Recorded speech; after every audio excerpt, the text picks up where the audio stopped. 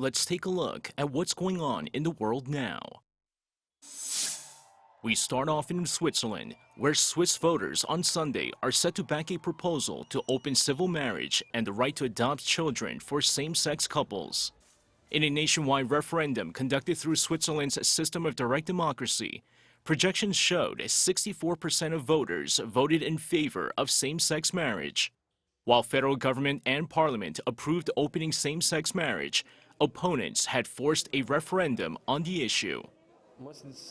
This doesn't bother me.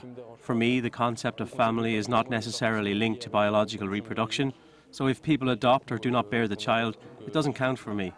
There are broken families with biological parents and united families with adopted children, so for me it's not a vector of unity.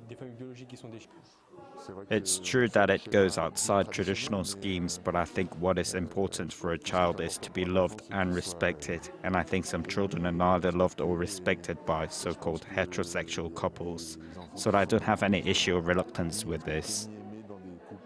With the amended law soon to take effect, it will make it possible for same-sex couples to not only get married, but to adopt children unrelated to them, while married lesbian couples would also be allowed to have children using sperm donations, which was currently legal only for married heterosexual couples.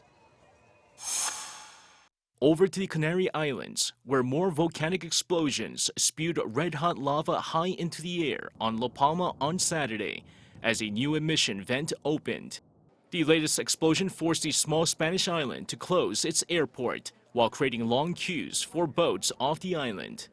The seismic activity due to the eruption triggered a rock slide at a cliff near the island's Tazacorte port on Sunday.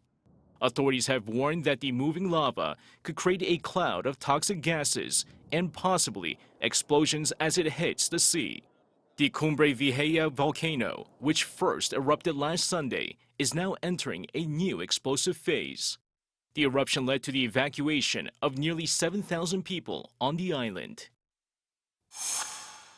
And finally over to Russia, where Mercedes' Lewis Hamilton won his 100th Formula One race at the Russian Grand Prix on Sunday.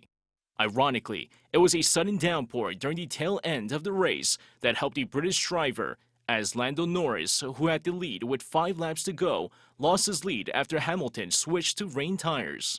Hamilton already holds the record for the most F1 wins, with Michael Schumacher next in all-time list with 91 victories.